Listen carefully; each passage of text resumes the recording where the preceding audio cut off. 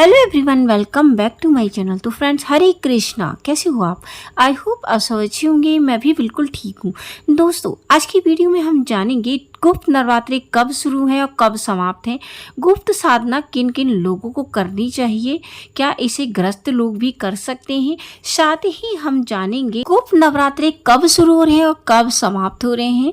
गुप्त नवरात्रों के दो शुभ मुहूर्त, जिसमें से एक है मिथुन लगन और दूसरा अभिजीत मुहूर्त है।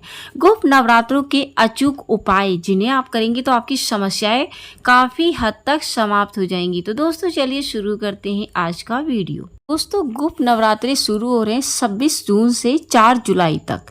पूरे वर्ष में 4 बार नवरात्रे आते हैं, जिसमें से 2 होते हैं प्रकट नवरात्रे, 2 होते हैं गुप्त नवरात्रे। सभी को प्रकट नवरात्रों के बारे में पता है, जिसमें हम बहुत ही उत्सव के साथ इसको मनाते हैं, जिसमें नवमी आती है, दशहरा आता है, कन्या पूजन होता है। लेकिन दोस्तों, गुप्त नवरात्रों के बारे में सभी को नहीं पता है। कहते हैं कि गुप्त नवरात्रों की जानकारी केवल उन लोगों को होती है जिन पर भगवान की कृपा होती है। अभागे लोगों को इनके बारे में ना पता होता है, ना ही वो इन्हें करना चाहते हैं। जबकि कहते हैं कि गुप्त नवरात्रों में गुप्त रूप से साधना की जाए तो उसका और पूजा से 4 गुना फल मिलता है। चाहे दोस्तों व्रत कहो, चाहे साधना कहो, या मंत्र कहो, या यज्ञ कहो, कुछ भी आप करेंगे तो 4 गुना फल आपको लौट के मिलेगा। कहते हैं कि इसमें ना गुप्त नवरात्रों में 10 महाविद्याओं की पूजा और उपासना की जाती है, लेकिन गुप्त रूप से की जाती है। जबकि जो नॉर्मल नवरात्रे होते हैं उसमें नव दुर्गा की पूजा की जाती है। उन पूजा को आप सबको दिखाकर भी पूजा कर सकते हैं। 10 महाविद्याओं की पूजा तंत्र साधना बहुत ही महत्वपूर्ण मानी जाती है और ज़्यादातर लोग इसे उन्नत बनने के लिए करते हैं। अपनी विद्या को इन्हेंस करने के लिए ये पूजा की जाती है। इन नवरात्रों में व्रत और उपवास किए जाते हैं, जप किया जाता है, ध्यान किया जाता है और कुछ उपाय और टोटके भी किए जाते हैं। कि इस नवरात्रों में प्रकृति की जो आभा ऊर्जा होती है बिल्कुल अलग होती है, इसमें संग्रहित हो जाती है और देवी की उपासना इसमें की जाए ना तो उसका बहुत ही ज़्यादा फल मिलता है। तो दोस्तों, घट स्थापना का जो शुभ मुहूर्त होता है मिथुन लगन सबसे ज़्यादा शुभ माना जाता है। ऐसे में आप कलश स्थापना करेंगे तो आपको बहुत ही शुभ फल मिलेंगे। तो कलश स्थापना का जो शुभ मुहूर्त है वो है 5:25 से 6:58 तक। जबकि अभिजीत मुहूर्त जो है इसमें रहेगा, अभिजीत मुहूर्त हमेशा दोपहर के समय होता है। कहते हैं इसमें राम जी का जन्म हुआ था। उसका जो समय रहेगा वो होगा 11:56 से 12:56 तक। तो इस बीच आप करेंगे ना तो बहुत ही शुभ होता है। 10 महाविद्याओं में एक माता होती है कमला देवी। गृहस्थ लोग उनकी पूजा करें ना तो बहुत ही शुभ माना जाता है। खान पान की बिल्कुल भी कमी नहीं होती है, कार्य उनका बहुत ही अच्छे से चलता है। तो आपको क्या करना है, कमला देवी को पूरे 9 दिन 1000 गुलाब की पंखुड़ियाँ लेकर कमला सहस्त्र नाम का पाठ करते हुए एक एक नाम करते हुए आप चढ़ाइएगा।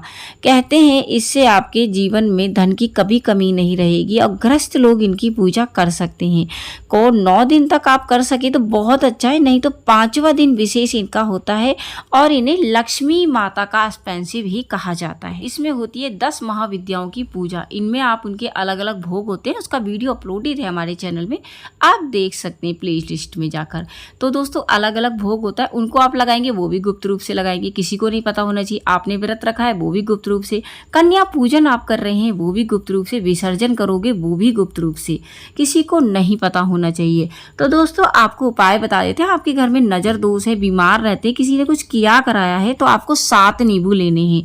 जी हाँ दोस्तों, 7 नींबू को एक एक नींबू उनके सर से पांव तक उतारिएगा 7 बार। 7 नींबू के साथ ये परिक्रमा करनी है और इन नींबू को चौराहे पर रख कर आ जाना है। पीछे मुड़कर नहीं देखना, सीधे घर पर आ जाना है।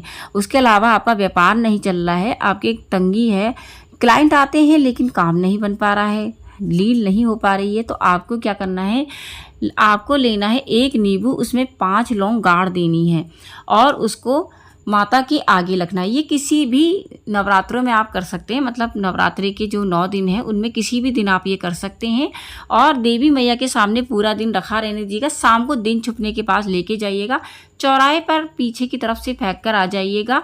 पीछे मुड़ के नहीं रखना है, 2 दिन उस जगह पे नहीं जाना है। तो आपका क्या होगा, ये जो उपाय से आपकी जो समस्या है बिल्कुल ख़त्म हो जाएगी, व्यापार अच्छा चलने लगा, क्लाइंट से आपकी डील फटाक से हो जाएगी। तो दोस्तों ये करिए, घर पर आग 2 हिस्से में काट लीजिएगा, अंदर का जो वाइट भाग होता है इसको निकाल दीजिएगा और उसके अंदर घी भरिएगा और एक बत्ती लगाइएगा और माता के आगे लगाइएगा। वहीं पर बैठ के सिंध कुंजिका स्रोत और काली स्रोत का पाठ करना है। दोनों में से कोई भी स्रोत मिल जाता है, एक ही का पाठ करना है। और इन दिनों में ना कोई भी प्रश्न करना चाहते हैं तो उनको आप प्रश्न कर सकते हैं। मंत्र कोई भी आप करेंगे उसका 4 गुना फल मिलेगा, सिद्ध हो जाएगा आपका मंत्र। तो आप ये करिएगा, आपको अवश्य लाभ होगा। आई होप कि आपको ये वीडियो बेहद पसंद आया होगा। यदि वीडियो पसंद आया तो वीडियो को लाइक शेयर करिएगा। चैनल पे नए हैं तो चैनल को सब्सक्राइब करना बिल्कुल ना भूलें। दोस्तों मैं मिलती हूँ न्यू वीडियो में न्यू टॉपिक के साथ, तब तक के लिए हरे कृष्णा।